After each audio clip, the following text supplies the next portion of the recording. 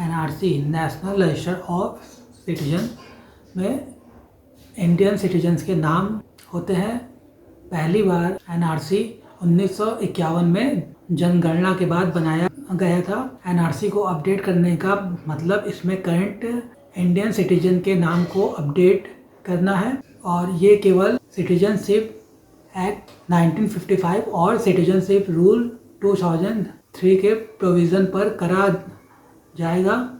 ये केवल असम में अपडेट करा जा रहा है और असम अकॉर्ड के फुलफिलमेंट के लिए ये रजिस्टर जनरल ऑफ इंडिया और सुप्रीम कोर्ट के मॉनिटर में करा जा रहा है। All Assam student union AASU और ऑल असम गाना संग्राम परिषद AAGSP ने 1979 और 1985 के बीच असम में इमाइग्रेंट पीपुल के खिलाफ मूवमेंट चलाया था।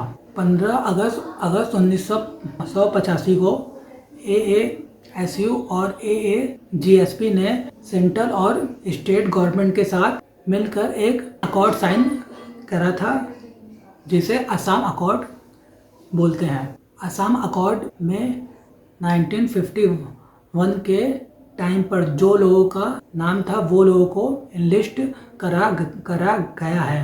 अब 24 दिसंबर 1971 के पहले तक जो लोगों का नाम इलेक्टोरल रोल में था जिसे लीगेसी डाटा कहते हैं, वो लोगों का ही नाम एनआरसी में अपडेट करा जाएगा और वो लोगों के जितने डिसेंडेंट हैं वो लोग का भी नाम एनआरसी में अपडेट करा जाएगा।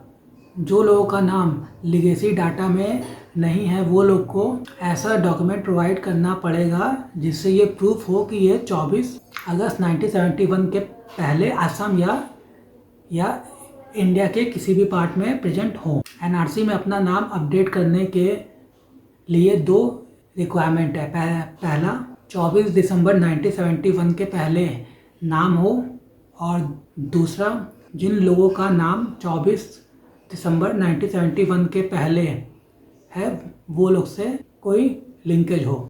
जो इंडियन सिटीजन 24 मार्च 1971 के बाद किसी दूसरे स्टेट से असम में शिफ्ट हुए हैं वो एनआरसी में अपडेशन के लिए एलिजिबल नहीं है, लेकिन वो वोट कर सकते हैं। असम में बांग्लादेश से आए हुए ढेर सारे इलीगल इमाइग्रेंट्स प्रेजेंट हैं जो बहुत प्रॉब्लम प्रोड्यूस करते हैं। एनआरसी में अपडेशन के बाद जो भी लीगल सिटीजन है वो लोग को आइडेंटिफाई करा जा सकेगा और जो बांग्लादेश से आए हुए इलीगल माइग्रेंट्स हैं वापस बांग्लादेश भेजा जा सकेगा।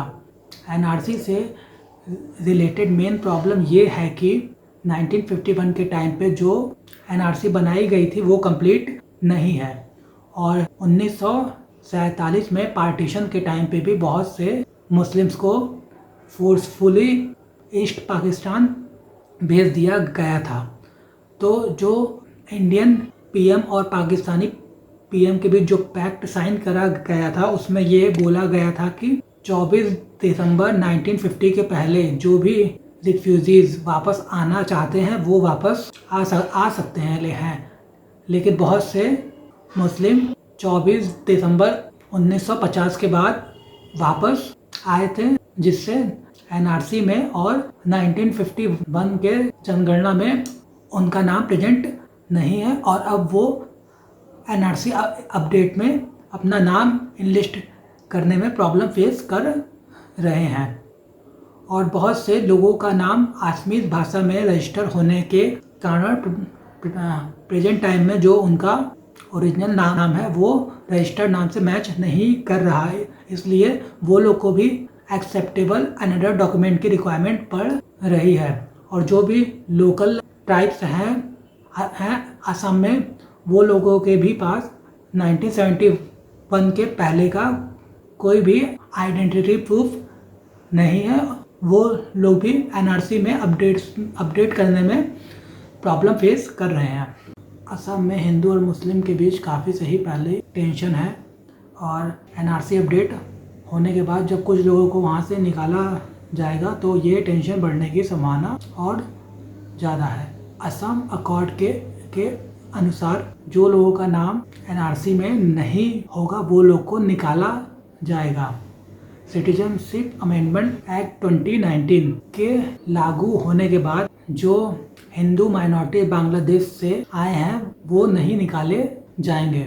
असम में लगभग 2.5 मिलियन गोरखास पॉपुलेशन रहती है, लेकिन 2018 में एनआरसी पब्लिश्ड होने के बाद 1 लाख गोरखास ने अपना नाम फाइनल ड्राफ्ट में मिसिंग पाया। गवर्नमेंट ऑफ इंडिया और नॉर्थ ईस्टर्न स्टेट्स के सिक्योरिटी मेजर्स और पॉलिसी के कारण नॉर्थ ईस्ट के सिचुएशन में काफ़ी इम्प्रूवमेंट हुई है। Department of development of north eastern region यानी डोनर जो है वो मिनिस्ट्री ऑफ होम अफेयर्स के अंतर्गत 2001 में बनाया गया था।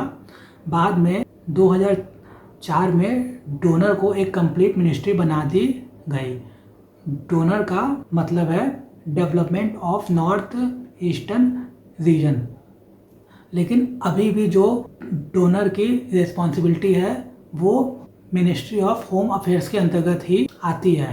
मिनिस्ट्री ऑफ होम अफेयर्स के अंतर्गत internal security, border management, central arm police force, disaster management और सेंट्रल स्टेट रिलेशनशिप आता है। और नॉर्थ ईस्टर्न रीजन की जो नोडल रिस्पॉन्सिबिलिटी है वो भी मिनिस्ट्री ऑफ होम अफेयर्स के अंतर्गत ही आती है। इसके अकॉर्डिंग जो नॉर्थ ईस्टर्न रीजन में इंटरनल सिक्योरिटी और लॉ एंड ऑर्डर का मैनेजमेंट है वो मिनिस्ट्री ऑफ होम अफेयर्स के अंतर्गत ही है।